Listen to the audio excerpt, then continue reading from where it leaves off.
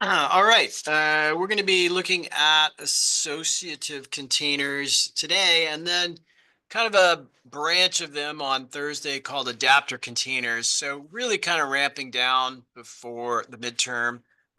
Bit of new syntax today, but Thursday should not be a huge lecture. One of the things we got to learn though for this part of the course is this struct or class. You can think of it as called pairs. And so that's going to be a building block of a lot of the things that we're going to do inside of our maps and with some of our other containers. So kind of a 2-for-1 today on that stuff. Reminders for the week. So we got, of course, our homework 3 due tonight and quiz 3. So don't forget about those. A small lab, really not a hard one. Lab 13 is due on Friday. It's really, really important for people to get comfortable with maps. If you're going to be continue coding in C++, you're going to be using maps. They're just a wonderful data structure. And we'll talk about what they are for the folks who have not taken Comp 220 yet. We'll kind of give you a peek. For those who have, it'll be a nice reminder of what you've already kind of studied from the bottom up in Comp 220. Quiz 4 is available now. It is ungraded. It's really just midterm prep. There's no due date on it. But if you don't utilize it, you probably be a little surprised at some questions you're going to see on the midterm. So even though you're going to get a practice midterm, I would suggest that you just at least take a glance at quiz 4. Try it one try. There's only 10 questions, so there's not a lot on that thing. But it's an important kind of mop up for our most recent lectures. So you have 3 tries on it. It covers lecture 13 and 14. So that's just a good thing to do. We'll cover homework 4 today, but you have a full 3 weeks. I know the 3rd week is spring break, so that's kind of unfair of me. But it's really not a huge amount of code once you get into it. And especially if you are comfortable kind of with what we're doing in tic-tac-toe and Connect 4, you'll kind of see we're starting to follow a pretty similar pattern. So that's available now. The midterm practice will be available at the latest Saturday noon, probably by Friday noon. I just need a little chance to go through it, make sure everything is, what we covered this semester, so there's no big surprises. So you'll have 1 try on the practice. It is not going to have corrected answers. So if you get something wrong, you won't necessarily know why, but you can go back and look at your quizzes because they're pretty much the same sets of questions, okay? And then we have our midterm next week on Thursday. So a week from this Thursday, open book, closed human, no AI, all the usual stuff. For those of you who have had my classes before, you kind of know what that means. So we'll have this in class up through the end of lab period. So that's 170 minutes. And you can be late, but I can't really let you bump into the 2 o'clock, or sorry, the later class. Actually, we don't have a later class. Sorry, I'm giving you my C++ intro speech. So we can go later, and I will go a little later, but if you show up half an hour late, I'm probably not going to really stick here with you if you keep working until your time goes away. So please do try to be on time. And of course, don't forget the midterm, so you might want to actually give yourself a reminder. Now, speaking of maps, this is an optional 9th homework. So I know this is always confusing to people, but we really only need 7 good homework grades. So you can kind of pick your own poison, really. I love this optional homework because if you like maps, this is all about becoming a map expert. And it's actually really quite fun. So I named it the Harry Potter style, but it's basically what's called gosh, I'm totally blanking on the word. It's the where you mix together fire and water and you create fog, and then you mix fog together with dirt and you get smog. So it's all about concocting things based on fundamental ingredients. So it's a hierarchy of things that you can make. It's alchemy. Thank you. Thank you. I was drawing a blank on that. Thank you. Yeah. So it's basically alchemy, and it's all of the alchemy original kind of things that you combine. There's hundreds of things in there, and it's a fully playable game. So if you implement this thing, you really have a very impressive piece of code. and it will really make you an expert in potions. But that is just if you want to opt out of any of these other homeworks. But it's also a great summer program if you want to work on it. So you can strengthen your coding if you're looking for something to fill in some time where you're away from the code. So I just put it out there for you. Feel free to ignore it entirely, but it's there on LinkedIn. LinkedIn. It's there on Canvas, and I'll update it so we have a Program IZ Pro link for that as well. So I just need to kind of get that little piece of stuff updated this week. So you should see that out there. But that is really, once we get through our lecture this week and today, you could go tackle that one entirely if you wanted to. Okay. And swap that out for example, for your blackjack game if you wanted to. Okay. I think I probably said this before, but if you see a warning like this, especially in this advanced class, you should go hunting for that thing and figure out what that is. Do not ignore that. Do not really take away the flag in your compiler if you're using Replit or some other system. You want to solve that problem. Those are like ghosts in the machine that are going to come back to haunt you. Usually that means exactly what it says. You did not return something from a function that promised you would return something. So you might need to go in and check and see if you're returning a true at the end or a false at the end, something like that. Usually that's a sign something is problematic. Now, we haven't done a lot with make files. I'll try to find a way that we can all look at them together, especially for the folks who are using Program IZ Pro now. Program IZ Pro doesn't currently utilize make files the way Replit does. But for folks who go out into the real world, sooner or later, you're going to need to learn about compiler flags. So compiler flags are these dash options that are put on the command line. And when we're working in a make file, like in Replit, there are little variables here that get used to control what the compiler is going to do. Now, I have set, for those of you in Replit, some very aggressive flags. So dash f sanitize equal address is a flag for, again, for the Replit folks only, or the standalone folks who are doing things in Visual Studio Code. That is basically saying if you step over memory anywhere, it is going to halt execution of your program. So normally this is a very expensive compiler option to have because it means during runtime, your code runs slower, sometimes maybe 5 times slower. So we don't want to do that in production code, but when we're trying to find our bugs where maybe we're going out of bounds with an array or something, that's going to be a great way to like stop execution the minute that problem happens so that you can find it and fix it right away. Okay. So that's one flag to be aware of. So some of us, when we're going dealing things in the diagonals or building our constructor code for our board in our homework 3, we might actually kind of not done all the allocation we needed. And it's probably the sanitized code that's actually triggering your errors.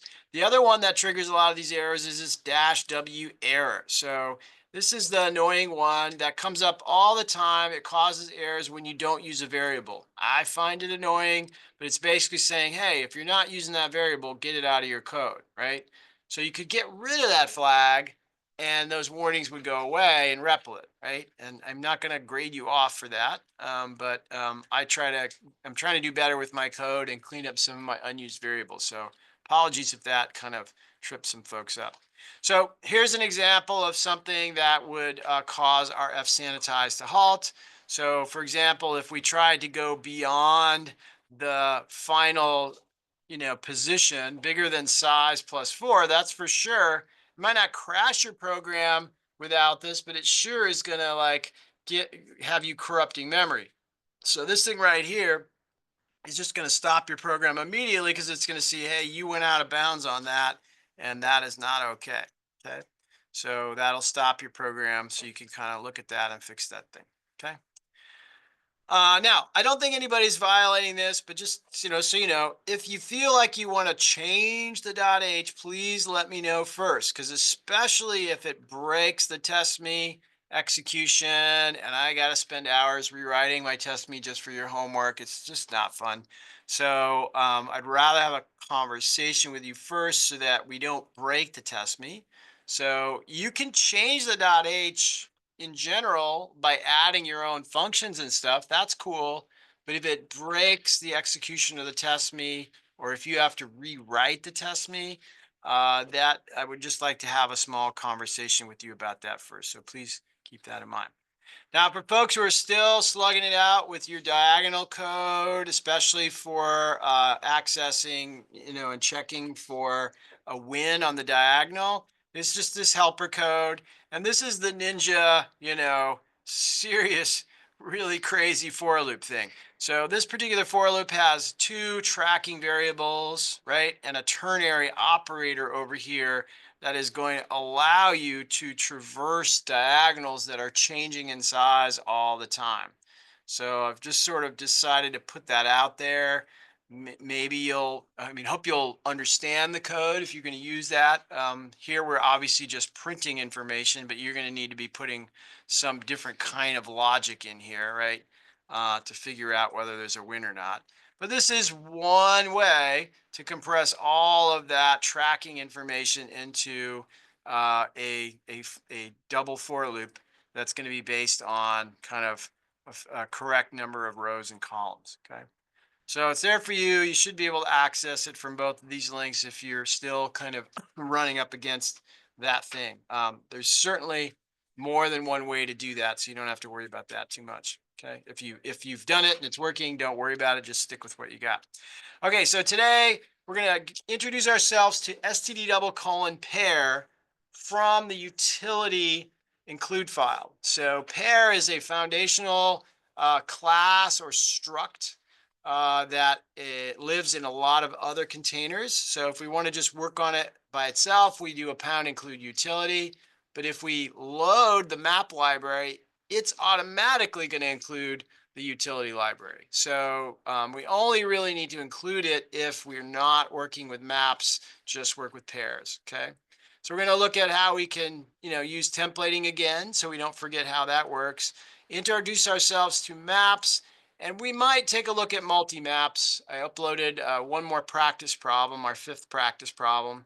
And then there's some other things called unordered maps and unordered sets. I won't be going through that today because I don't think we'll have time, but it is worth looking at those extra practice problems in the PowerPoint slide set or the PDF.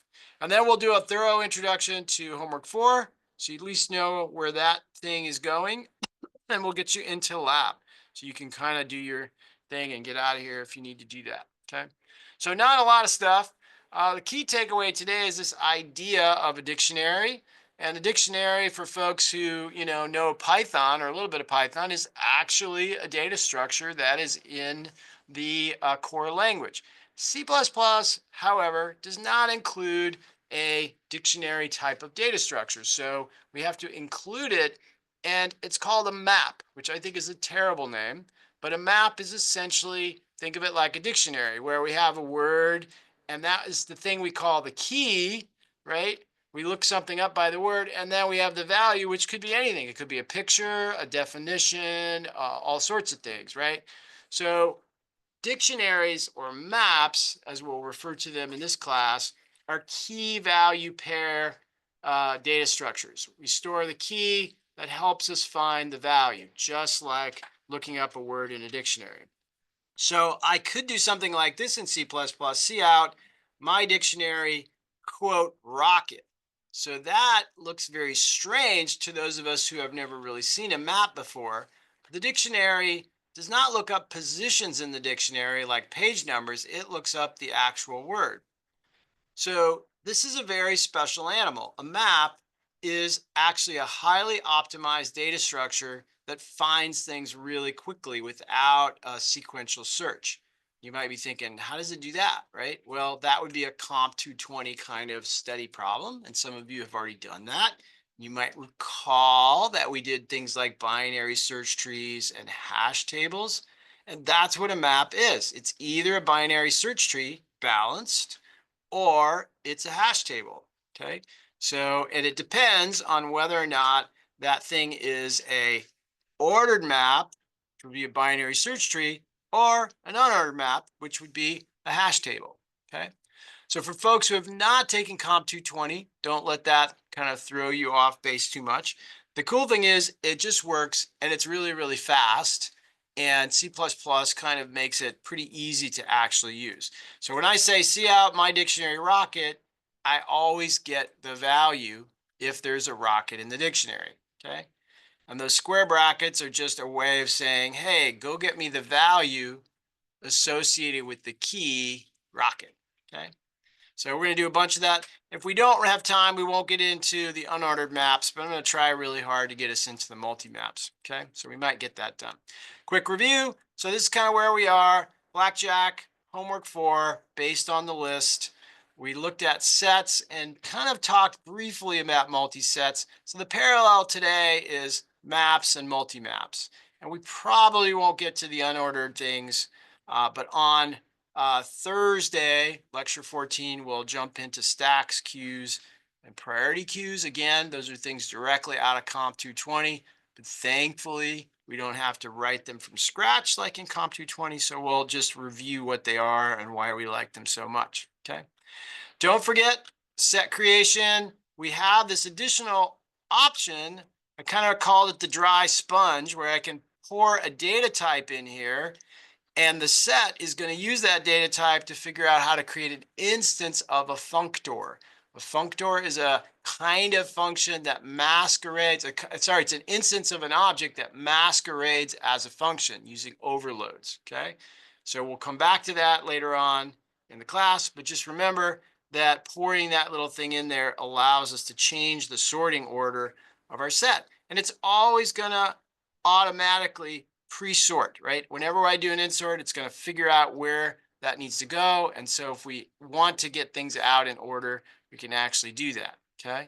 And if we use a regular set, just like today with a regular map, and we put in a key that's already in there, it's going to be ignored. Well, not ignored, but we'll see the situation in maps and what that actually does for us, okay?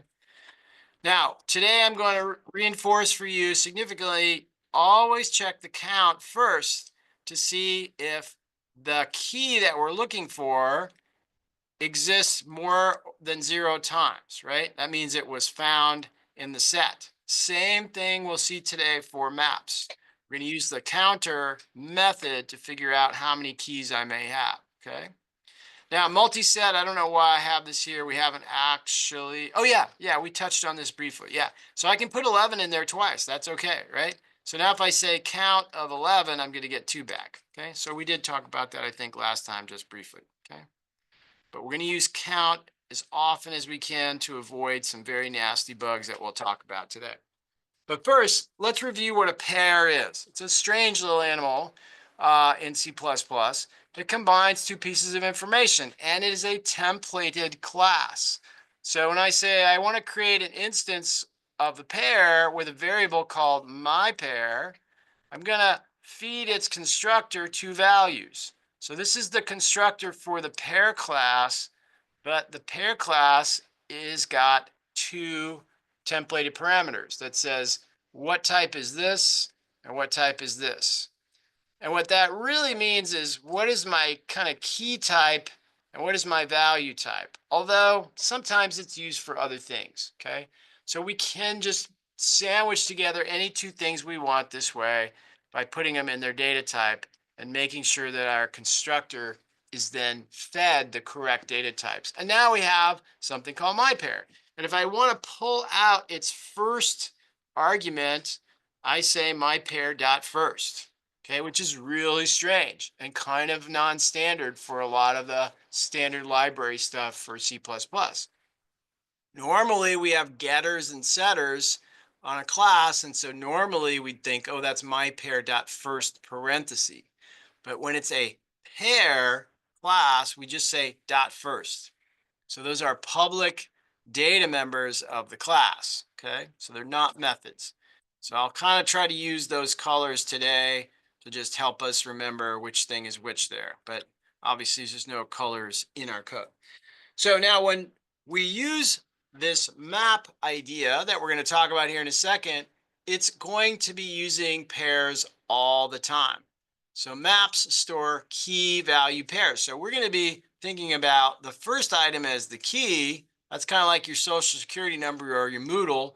And the second one is the value, which today is going to be kind of like everything we can find out about you, right? Sounds a little menacing, but that's the value part that goes with the first thing. And the second thing is the value, okay? So keep that in mind. The compiler will scream at you if you make a mistake and add parentheses there, but we really don't need to add parentheses, which means that those are public data members of the pair class, okay? So here's my representation of how that class might look, right? This is not the real way, but this is kind of just what's going on when we create a pair. It's like, hey, pair, and it's templated, right? So I don't have my template parameters here, but we could have poured our templates in there, and then we would have something much closer to the real pair class, okay? Now, for those of you who are, down the road on your C++ understanding, you might say, hey, wait a minute, it's not a class, it's actually a struct, okay? So you might say, Professor Yates, that's a struct. And you'd be correct. But a struct is really just a class where everything is public, okay? So you can kind of see I've created all my things public, including the constructor. And yeah, if we looked at the reference code for a pair, it would be a struct, but not a big difference. But what it allows us to do now is say, hey, if this was a class that I made, I would say my pair P equals 1, 2. So this is just showing you, hey, we could build this. It's not that complicated, okay? It's just when we add all the template stuff in there, it just sort of gets a little bit intimidating. So let's look at some code that actually shows why we might want to use this. So if we were playing a game where we're putting tokens on a board, we might want to know a little bit more about each move, right? So maybe there's an int for a row and a char for a column, like in chess. So maybe every move is stored as a pair, okay?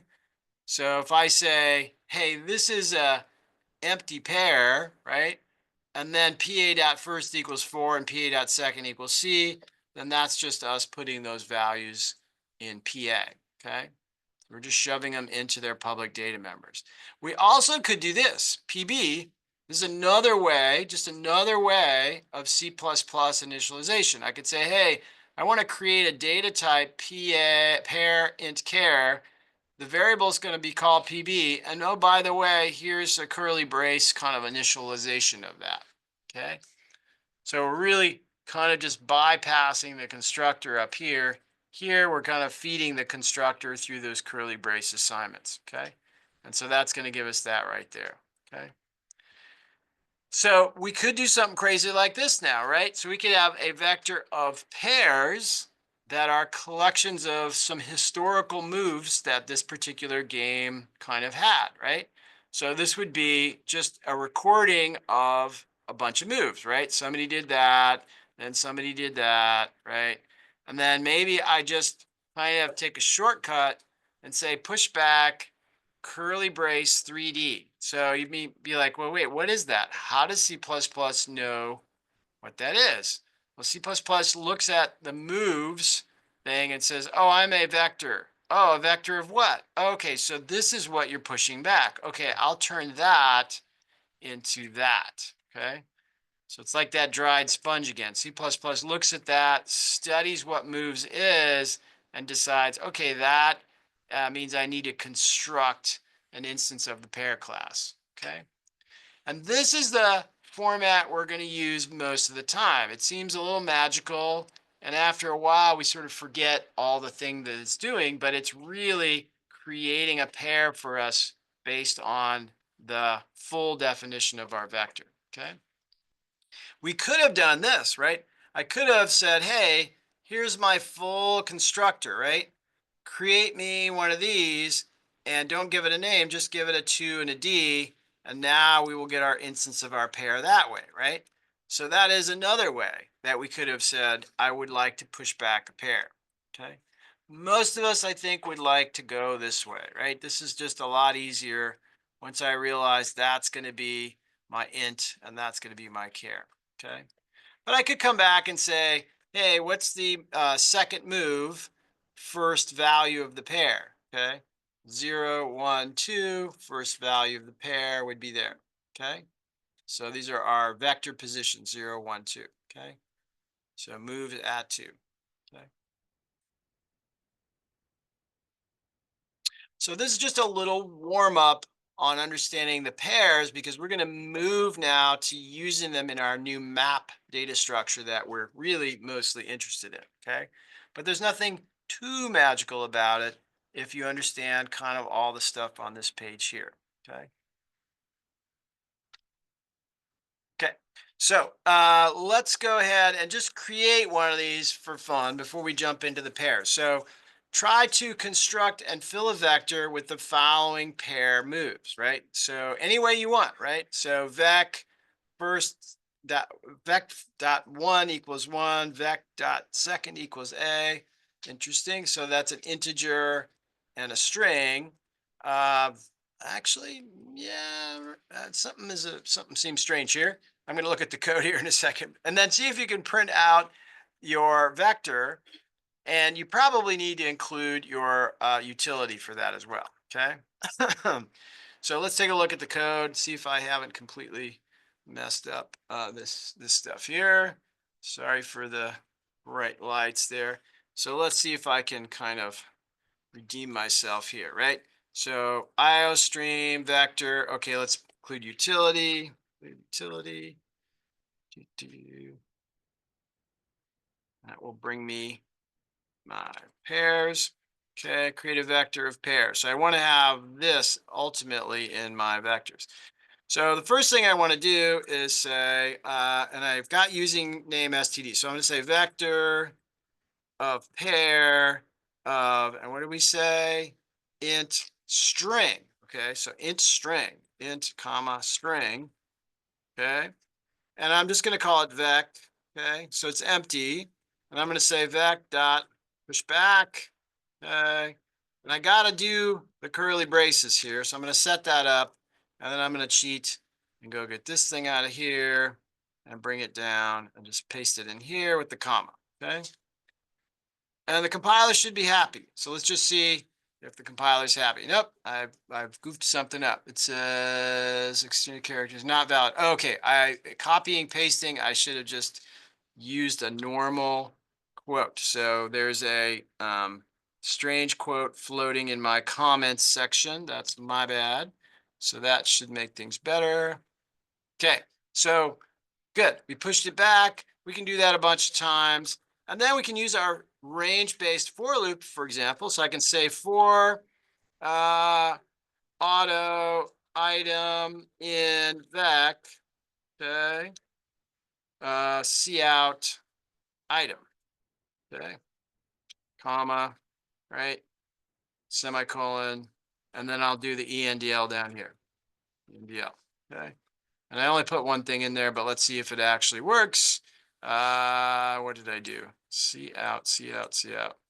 Oh, IOStream. Did I leave out the IOStream library? Nope, I got it. Okay, what am I missing?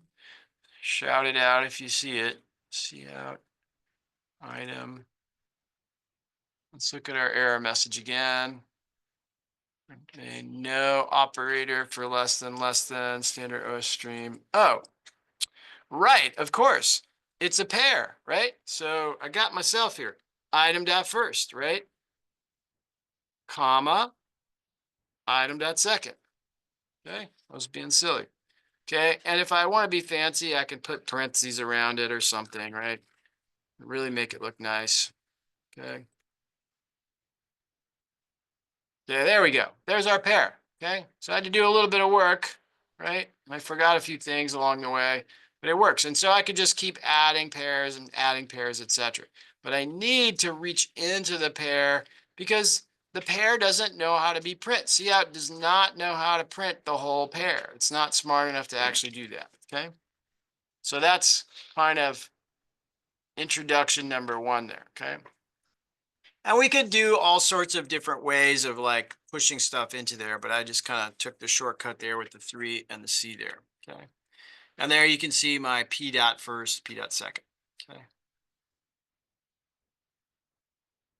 Now we could also put an ampersand in there if we wanted to go faster, right? It's my terrible ampersand, but that would be our reference to P. So we get the actual P and not a copy of it. So remember that from last time too, right? put our ampersand in there. Okay. Now let's kind of take it up a notch, and this is kind of a little bit of a peek ahead to your lab today. So we're going to open a file and we're going to read integer character pairs like 1A, 2B, 3C. This is a very common thing to do if you're doing any kind of data processing with C++, and store each of these things in a pair and then put it in a vector, okay? And then we'll go ahead and print that stuff using our range-based for loop, okay? So we'll need f stream, right? And since we're reading in, we're going to need an IF stream variable, right? And then IO stream as well, okay? So let's take a look at that one real quick.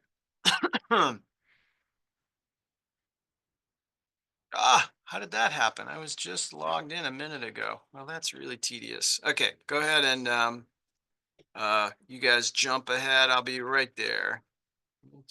Yeah, okay, that would be it. Okay.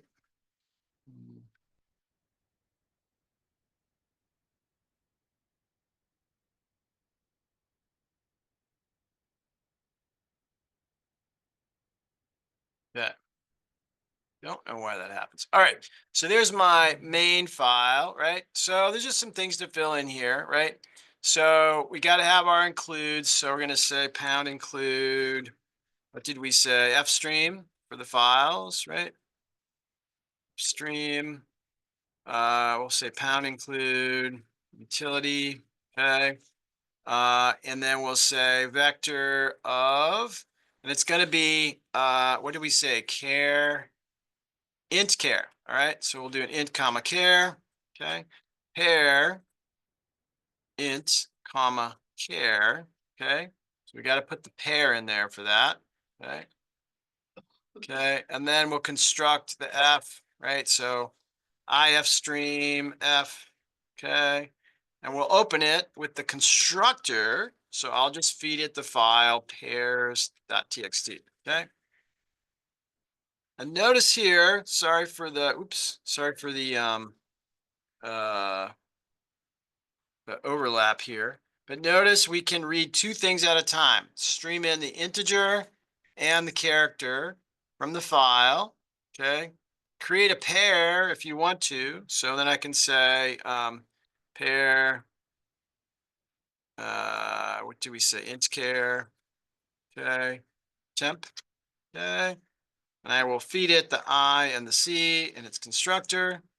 Okay, and now, or we want to call that a P, not a temp. So now we can print that out here, and then I can push it into the vector, okay?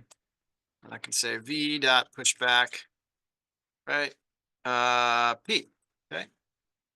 Now I could have just said v dot pushback curly brace IC, I comma C, right? That would also be okay, and then I could bypass the whole P thing there if I wanted to, okay? Okay, and then finally our print down here. I'm just gonna take that out, see if I can compile, if I got it right. Oh, I'm missing my little semicolon on the IF stream, right? Okay, but otherwise we're probably in pretty good shape, okay? Okay, and then I'll let you guys kind of add that last part, okay? So a little bit of feedback here lets us know we got our information in the right order. And probably I need to close the file down here as well. That's always a bad thing. F.close the file, okay? Semicolon, okay? Okay, but that's a good warm up, right? So we're putting these pairs in vectors, and we kind of have to either use the curly brace format or create a temporary vector first to put it in there. Either way is fine, just so you know. And then close that thing up. And here is a very short format, somewhat tricky way of putting a for loop on one line. For auto P of V, that's our range-based for loop print every time, okay? And just, well, that's just going to put it on the end of the line every time. So that's an okay thing. It'll print all those things on individual lines, okay? And multiple ways to do this third part there with the pushback, okay? Questions on that one? Okay, all right. So a little bit further before we get into the maps, because we're always needing to print out the maps. So it would be really nice to just have something that knows how to print any container. And I think we might have done this.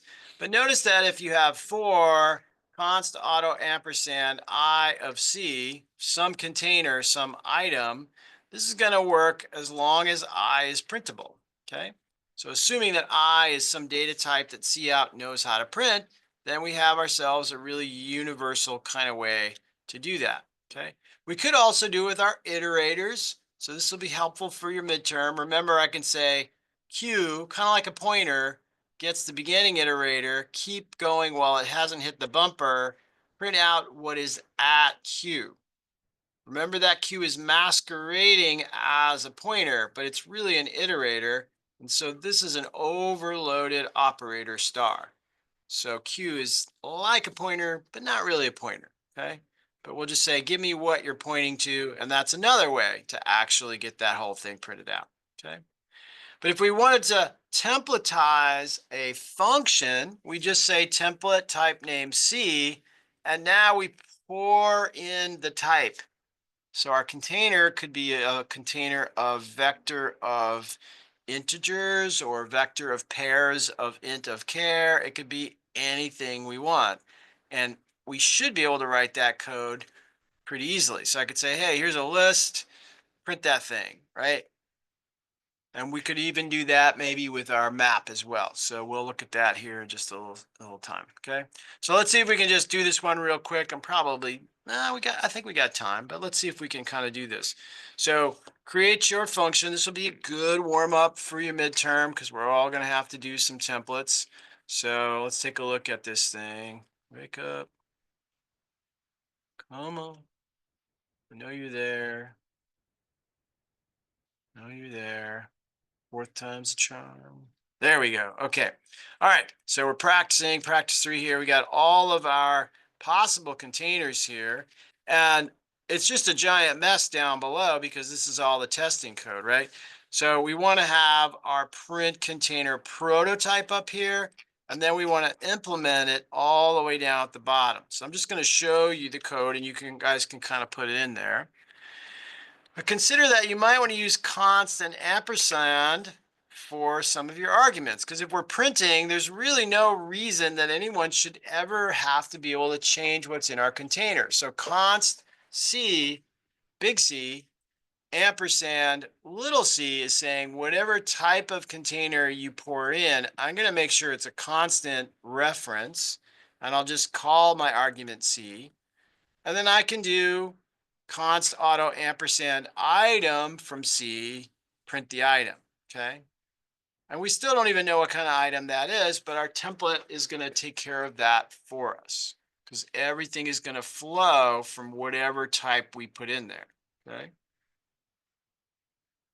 So that's our kind of definition, and your prototype, of course, is just the function signature. So here's your function signature. So this goes up top with a semicolon, right?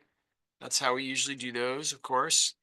And in this case, item is an instance of something that came from the container C, whatever that is.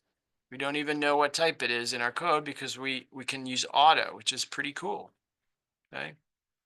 And we could have also used our iterator here and done it that way, okay? But the really cool thing is this is just going to work for every single kind of container that we have in C++. And the auto is part of that, of course, and the template actually helps us defer that decision until the compiler writes all those for us, okay?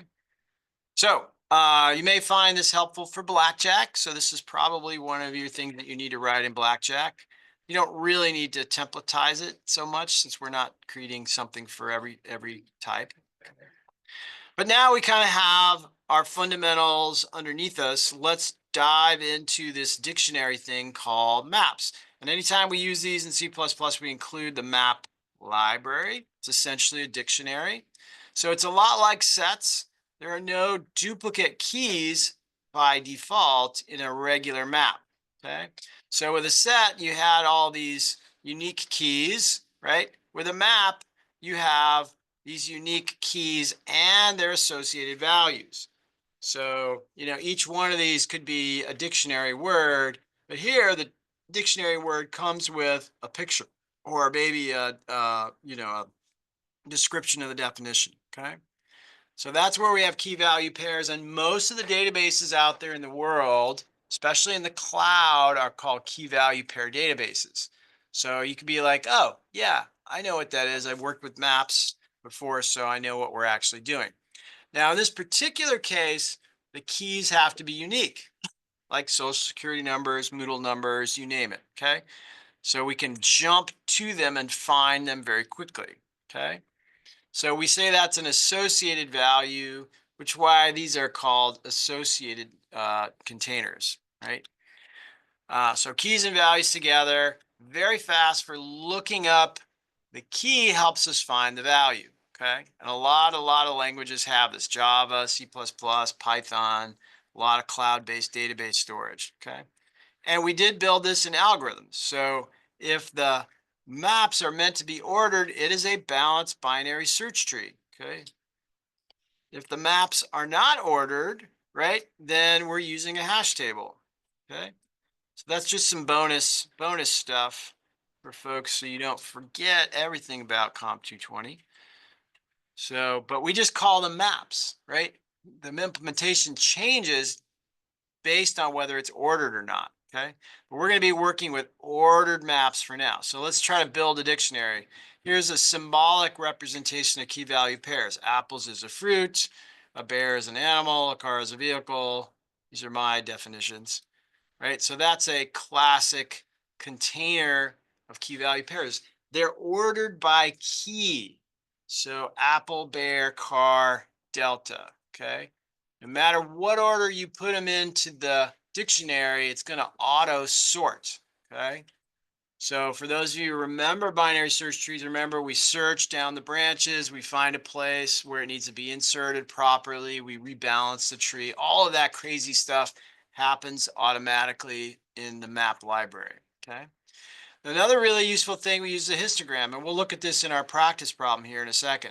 So how many apples do we have, right? So maybe someone inserts 4 bears, 1 apple, 8 cars, right? 12 deltas. If we come back and we try to insert apples again, well, we can't create a duplicate key, so what do?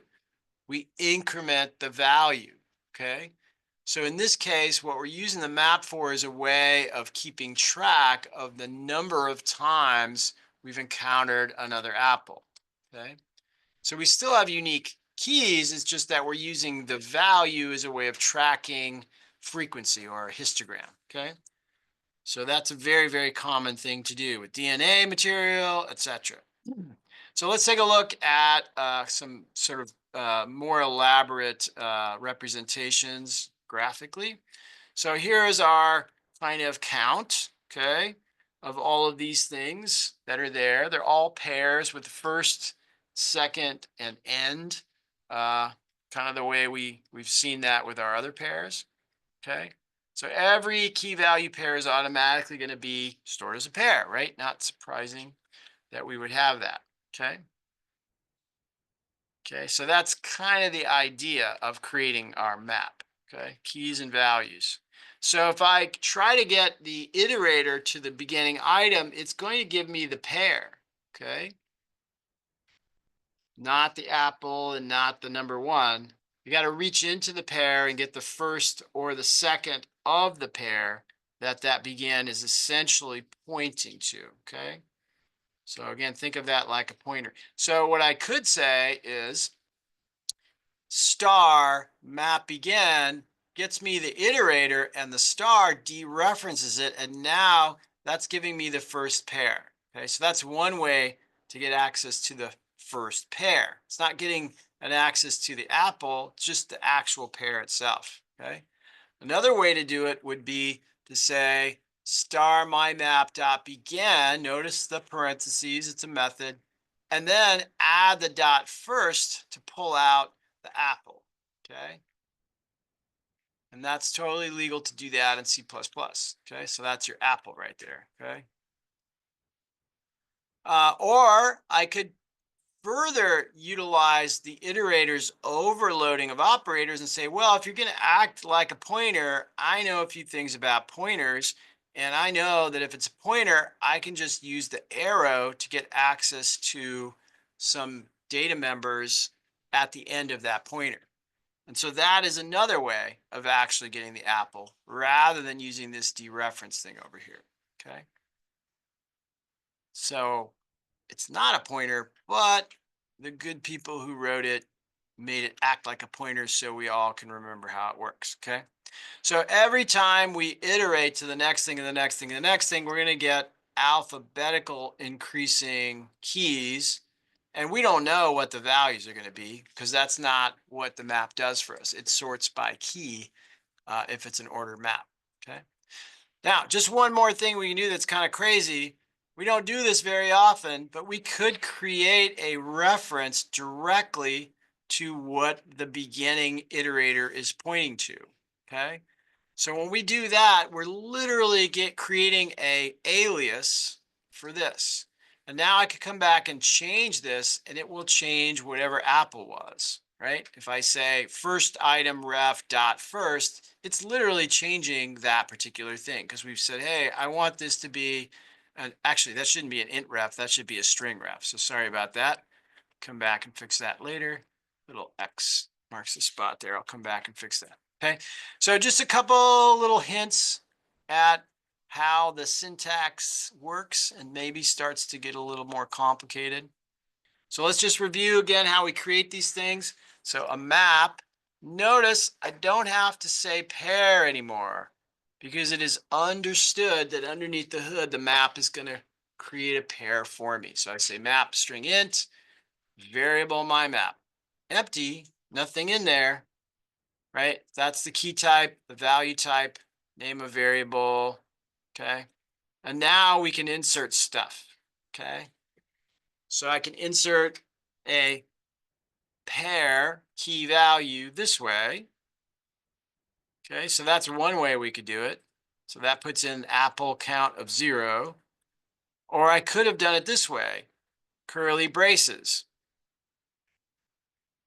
When I do this, C++ looks at the definition of my map and says, what am I? Oh, I'm a pair string int. Okay, that's going to be a pair, okay? So it'll automatically do that for us, which is nice. Or, and everybody pay attention, I know you are anyway, but this blows my mind and scares me at the same time. That is another way to accidentally see out my map apple will create the key value pair and then print it out. This is one of the nastiest bugs that we run into with our homework assignments in this class. You write debugging code because you think you have a bug, but in the process of writing the debugging code, you created a bug. You actually put apple in your map in the process of trying to find out if you had apple in your map. And that makes people crazy, crazy.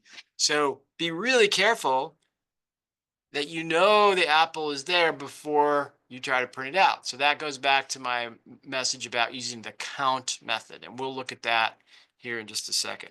But this has caused some crazy late nights with students in this class where we're just like, what is going on? Where's the apple coming from? It's like, well, you created it when you printed it out, right? So that seems to me like a terrible bug in the code, but that's what it is. So let's take a look at some other cool things we can do. And for those of us, probably mostly me at this point, but I spent a lot of time thinking about data structures for building large scale systems like the Risk game, right? So here's one of my favorite things to do. It's like, what is that? Well, that's a collection of key value pairs inside of this curly brace. Well, what do those curly braces represent? Oh, well, they represent a pair. Okay, well, I really like this format because it's a really concise way of listing out structured data. And then suddenly C++ just turns it into a map for me or whatever, right? So I really like that. It's a really quick and easy way. I think it's really readable. But if we don't know how the map works, we might be like, what did we just do there, right? But we're creating pairs that match our data type up here, okay? And they could represent anything. It could be territory with how many armies on it, right? Another territory, how many armies, that kind of thing. So maps are really awesome because you can look up peaches and find out exactly how many you have very, very quickly. okay? Whether you got 1,000 peaches or 1,000,000 peaches, right? So it's pretty cool. Now we saw this printing thing with the iterators, right? We could do this. We just kind of did that. But here we're going to print out from the map. So we'll say my map dot begin, continue while the iterator doesn't run into its bumper, increment the iterator, and dereference the first and dereference the second. Or use the arrow, because that's the same thing. Iter, arrow first, iter, arrow second. I should have put a little comma in between there just to spread those values out. Otherwise, they're going to jam up together. Okay. So let me put a little reminder for putting a comma. Oh, that's so hard to actually do. Okay. So, so just a, cosmetic thing. Okay. But that's how we print out the contents of a map. Okay. Regardless of how many of these pairs are actually in there. Okay. Or we could do it this way. Whoops. Right. Same kind of thing. Tricky difference. This is an iterator. This is the actual instance. So notice here, it's acting like a pointer. Down here, it's acting like the actual instance. So remember, we used to say if it's a pointer, add an arrow. If it's an instance, add a dot. And our iterators kind of end up acting in a similar way. So that's a good thing. It's less confusing. Whoops. Keep going off the end there. Okay. I'll let you soak that up for a second. Let me write myself a note. Comma. Yeah, I got to come back and add some commas in here. Okay. Yikes. Okay.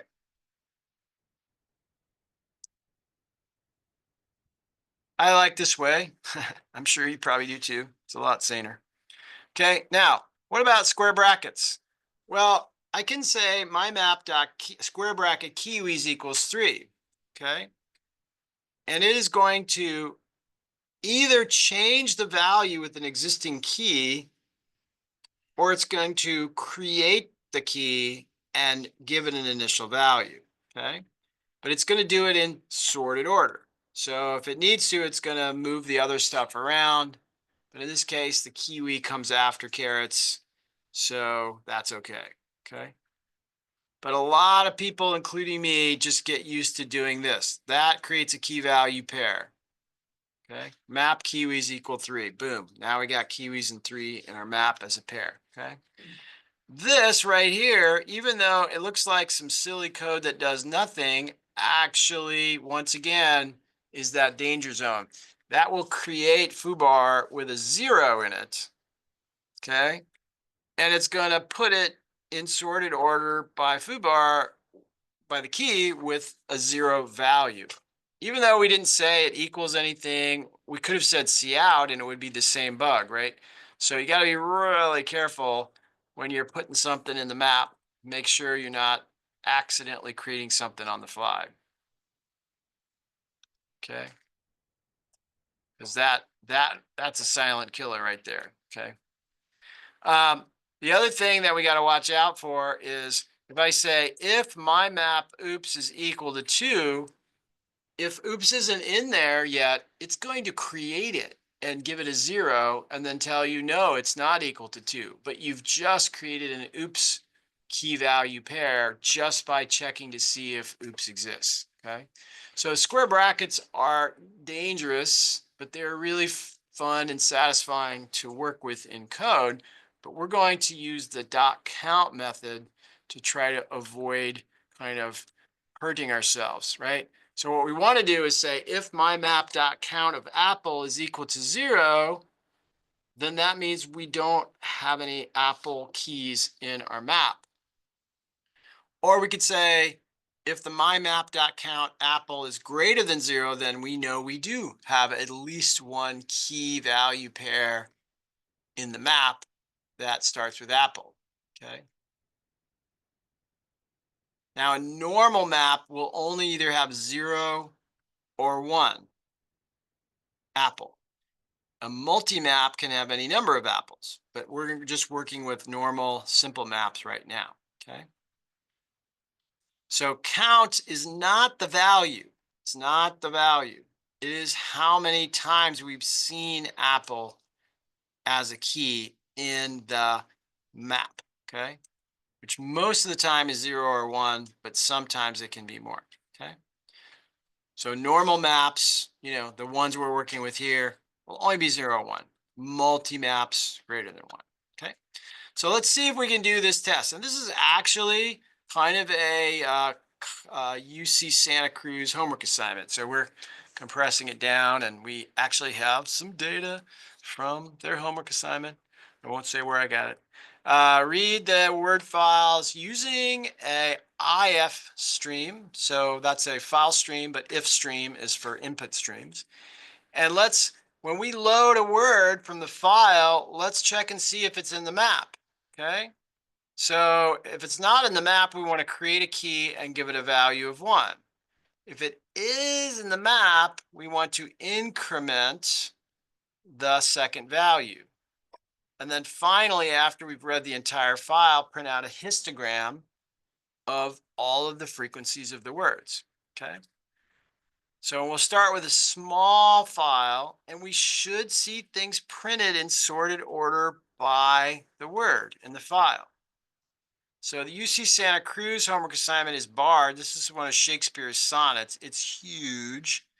And we can run a histogram test on it and print out, Shakespeare's most favorite word that he used all the time by loading up all these words from the sonnet directly into one of these maps. Okay. It's a little tricky to figure out which one is the most frequent word, but we'll talk about that part in just a minute. Okay. So let's kind of see about this one, right? So let's take a look at our Program IZ Pro setup here. Okay, and this is a really good one to do, honestly. So, so we want to, let's see if we got any things we got to load. We got our map, IOStream. We don't need utility because map brings that in for us. We are opening test, right? So here's test, and it's kind of obvious. We see 1 1 time, 2 2 times, 3 3 times. So this is a good thing for debugging your code. But when you go to Bard, you're going to see it's like pretty huge, right? And so it's a lot more work for us to do quantification on that. So let's start right here with our map. And actually, rather than you watching me fail typing, I'm going to give you some help here and let you guys do it. But I do strongly suggest you try this, right? So here's our map, right? Here, string int. That's our key. That's our frequency value. And if the map count of the word is equivalent to 0, then it's safe to create it and give it a value of 1. Okay. So that's our first part. And we're reading a word at a time, right? Every time we go around, read a word. Okay. Otherwise, we're going to get the previous value. So this is the value, not the key, right? My map word gets me the value. Add 1 to that value and put it back. Okay. Many of us might think that we should do this, but that would be bad.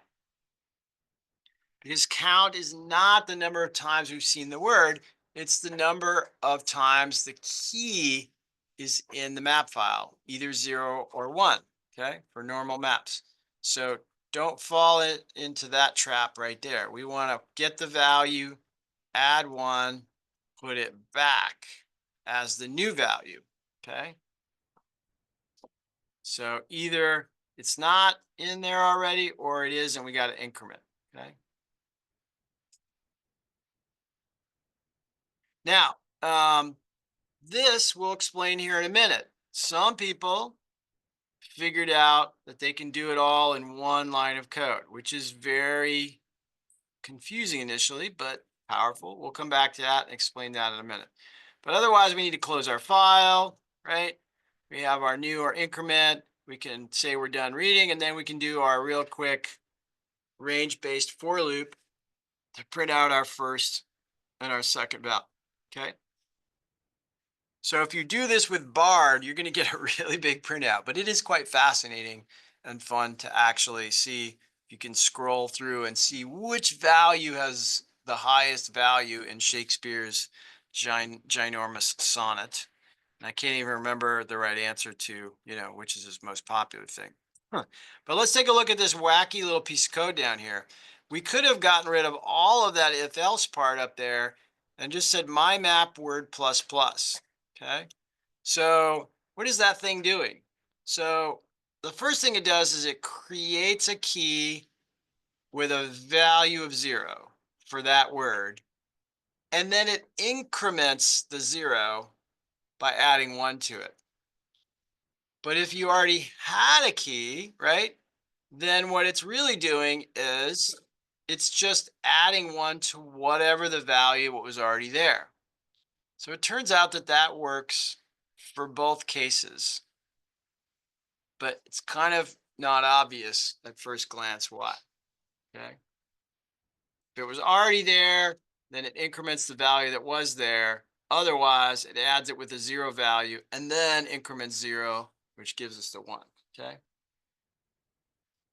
Not very easy readable code. This is probably a lot more self-documenting, but you might see some tricky stuff like this out there. People are doing that kind of thing. Okay. Which is cool when you understand it, but when you don't, it's just sort of kind of exclusionary. Okay. Okay, so apologies. Some of these things I did not get a Program IZ Pro reference on them yet, but all of the practice problems kind of illustrate this pretty clearly. So let me give you this last one. I'll just kind of set it up so you know the difference between ordered and unordered. So by default, sets and maps are ordered like that. Okay, that's going to be ascending by key. That's going to be ascending by key. That's going to be descending by key. So we can use that template secondary optional template parameter to change the ordering if we want. Okay. And remember that those are our function objects from the functional library. So we'll study those more later on, but those are pretty standard right there. Okay. Now, if I wanted to sort, just by the way, before we jump into this multi-map thing, the UC Santa Cruz homework assignment was tricky because it's like, oh, well, what is Shakespeare's most favorite word? Well, how are you going to sort a map by value? The answer is you can't, right? So you kind of have to create a brand new map that inverts the key value role. So you have to iterate through your map and then swap the roles and put them into a different map. So we call that sort of an inverted key value pair lookup, okay? And that will sort by the value, and now we can actually much more easily find which value is the biggest and which value is the smallest. But trying to do this, without us, by sorting this stuff is otherwise pretty tricky to do. Or you just got to walk through and do it the brute force way. But we'll come back and look at this another time, okay? But it's a good classic kind of test question, if you will, for interviews. People be like, well, hey, how do you get the largest value in a map, a key value pair map? It's like, well, you don't, or you invert it, right? That's the classic answer, okay? Okay, so what about where the value is not just a number? The value needs to be an instance of something. So this is really more like what's happening in the real world. So let's say that I want to look up you. I work at the IRS or College of Marin, so not so nefarious, and I need to help you with something.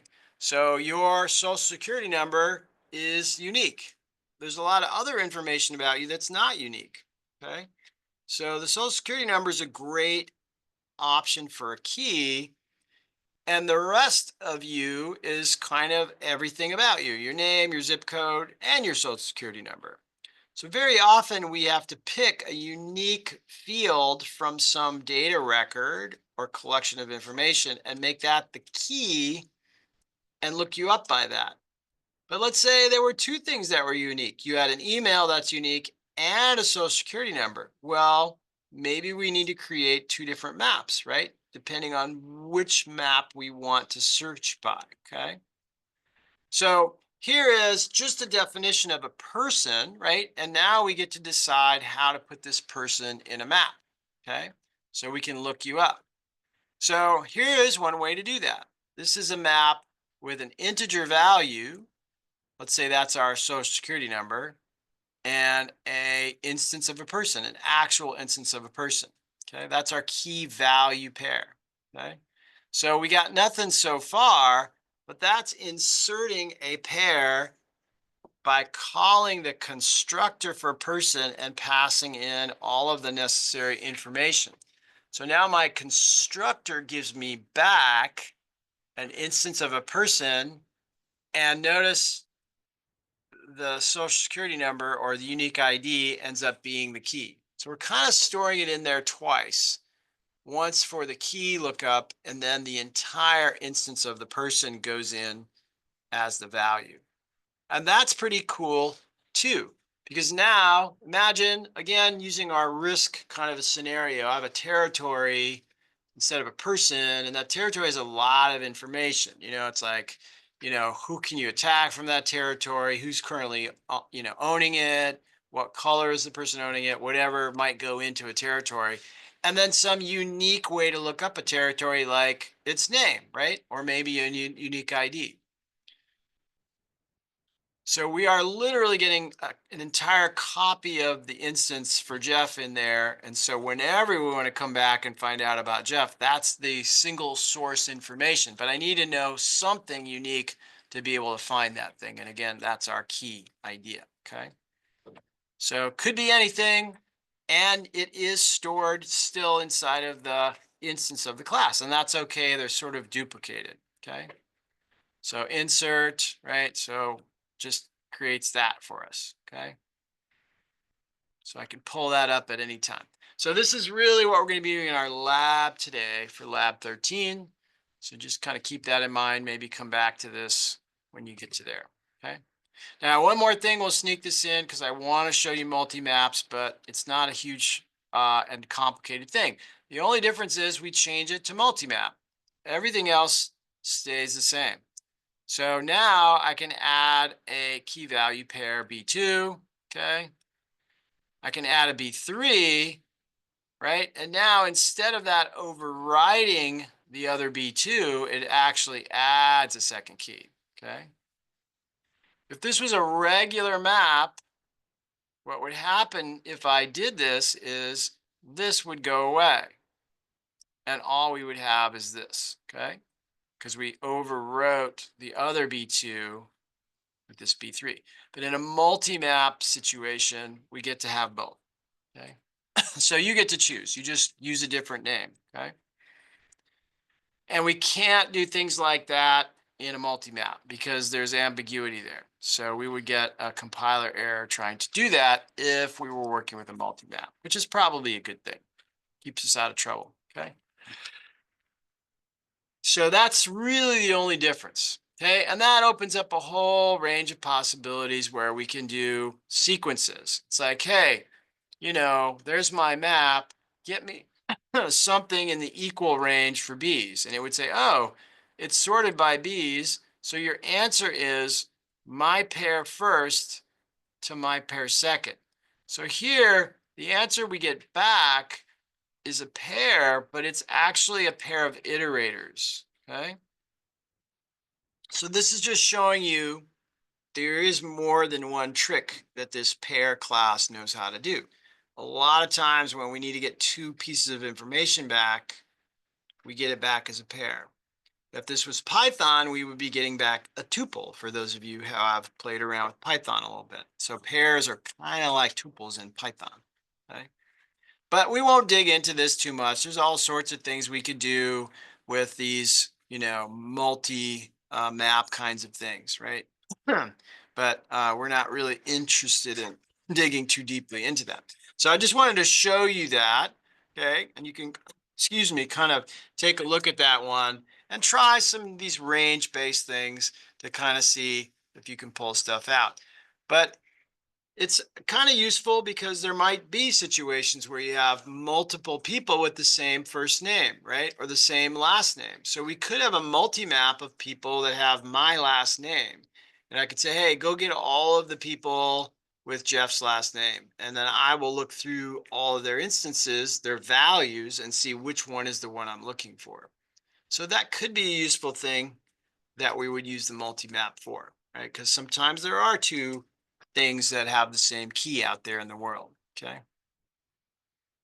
So I'll leave you with that. The code is not too complicated, right? This is just the same reading and the same insertion. And then we just have a number of unique methods available for pulling out ranges of things, right?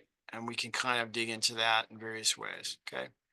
But I will leave that for you. We're not going to really have anything like that on the test, so you don't have to worry about that, okay? But it's kind of a nice to have thing, okay? Okay, so before we get to lab, probably stretched it out a little too long, but let's take a quick look at our blackjack. Okay, so blackjack has 3 classes. It's got the blackjack game class. It's got a class called hand, which is really just a stack of cards. I probably should have called it stack, but I didn't want to be confused with the idea of a stack because that's not what it is. So it's a hand or a pile of cards. There's a dealer's hand, the deck of cards, and the player's hand. So this is the blackjack game that we're going to play, okay? So the card class is fully written for you, so you don't have to worry about cards at all. So that part has got all of the methods and the .h and everything completely handled, okay? Now remember, we're only going to be allowed to use the list container for this one, so no square brackets on this, which is a little frustrating at first. But if you know your iterators, then it'll be a breeze for you, okay? So this is just for reference, but you know, mostly we're going to be using iterators to kind of move through these. And we have a push back and we have a push front. So you have some choices there. Okay. Also pop back and pop front. Those are very handy for dealing cards. So you'll probably find that useful. Okay. Just no square brackets. So you can come back to this page when you're ready. But let's take a look at our classes. So card has a cool stream overload operator, so you can do a C out on your card. That's really helpful. It has a hand class, which is our collection of cards. Okay, and you will write these methods. Okay, so you have 1, 2, 3, 4, potentially 5 methods in your hand class. And then your blackjack class, just like Connect 4, you have play written for you, and you will write all of these basic things: constructor, print instructions, print board, all those other items, okay? And these things are these getters are pretty simple down here, right? So don't let the volume of these issues throw you, or the number of these. And this one you've done now 2 or 3 times. So these are kind of the bigger ones right here, okay? Those 2, okay? So if you chip away at that a little bit at a time, it's not really too much once it gets going. But let's just explain the card class so it's not so mysterious. So you may remember from Comp 130, we talked about a way of using modulo to get the suit and division, integer division, to get the pip or value of the card, okay? So the card class has been fully written for you so that we can construct a card by giving it an integer. So a whole bunch of integers collected together actually kind of represent a collection of cards, okay? So keep that in mind. A bunch of integers it can be turned into a bunch of cards, okay? And although this says spades on it, it should be hearts. So I couldn't find a picture of the hearts, 9 of hearts out there, but pretend that's a 9 of hearts right there. Okay, so that's going to give us card C33, gives us an instance of the card class.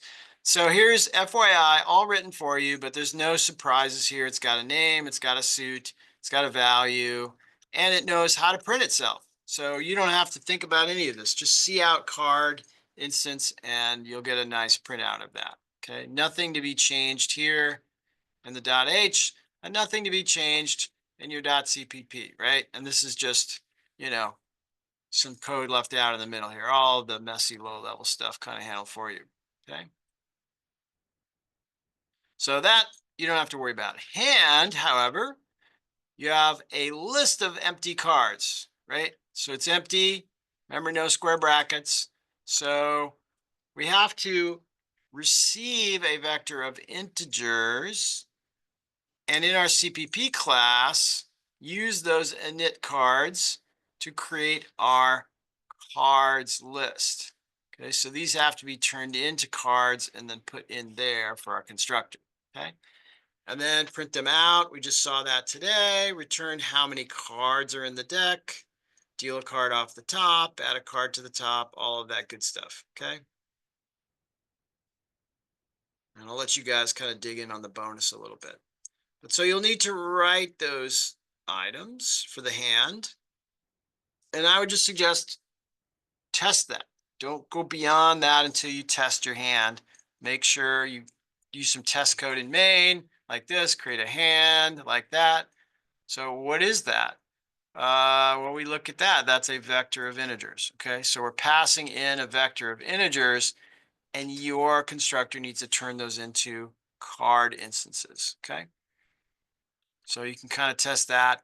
And watch out, because again, you can't say my hand.cards square bracket 0 because our cards list does not support square brackets, okay? So keep that in mind, okay? So what we have to do is use our iterators, which we kind of have reviewed a few times, okay? And other things, okay? Blackjack, last one. So a little bit bigger. It's got a deck.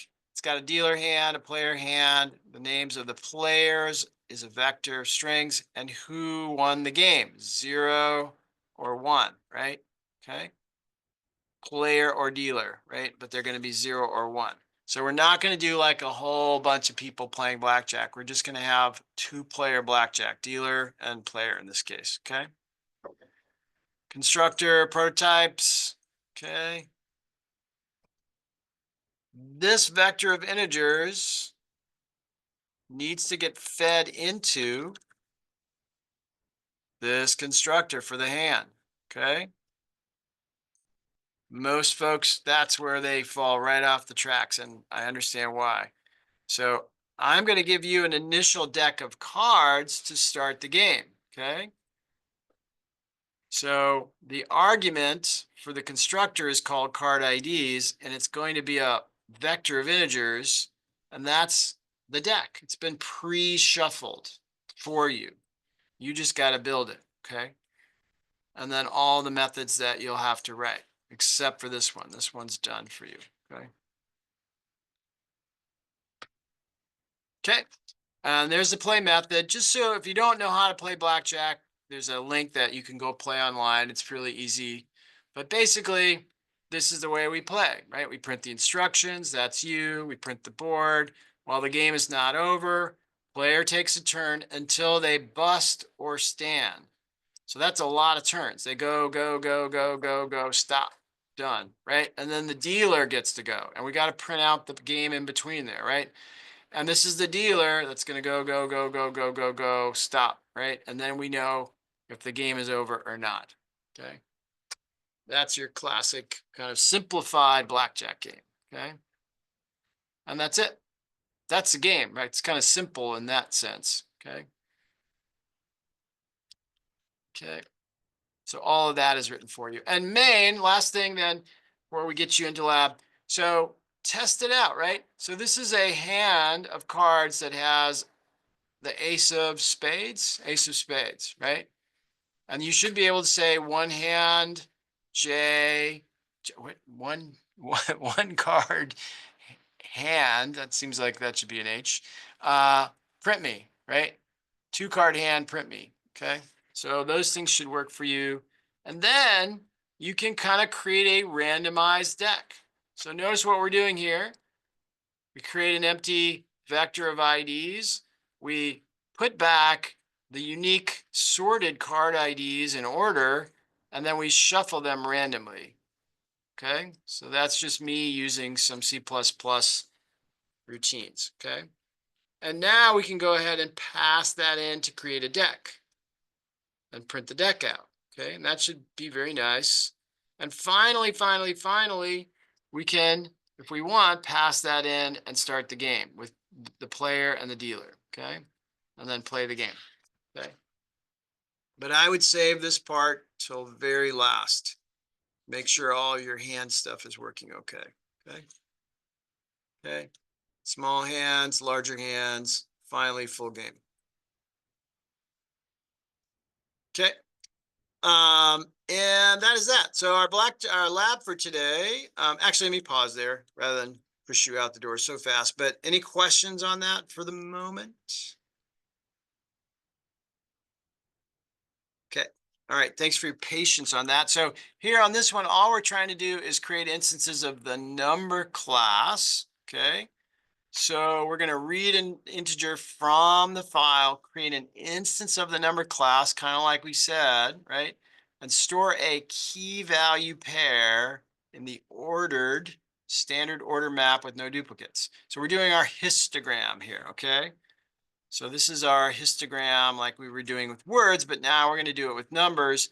And we're going to store an instance of the class. So let's take a quick peek at our classes before we let you go. Okay. So a little bit bigger, maybe. Sorry for all of the text, but you can kind of read through that when you get a chance. Oh, so this is, oh, wait. Oh, I got the wrong link here. Oh, this link is from our homework. Oh, shoot. Okay, so Canvas has the proper link. I accidentally brought the link from the homework assignment into this rather than the correct one. Is it possible to click on this one and go? I'm going to lose my shoot. Okay, let me see if I can do this real quick. Last slide. Sorry, guys. I know we're getting a little bit long in the tooth here.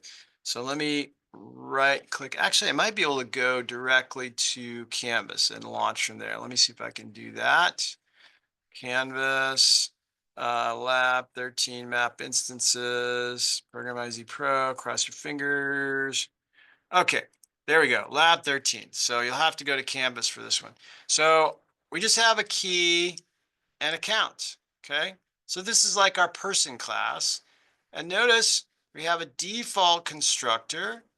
And then separately, we have a constructor where we can specify the key and its initial count will be 1, right? If I create something by specifying the key, it's going to have an initial count of 1, okay?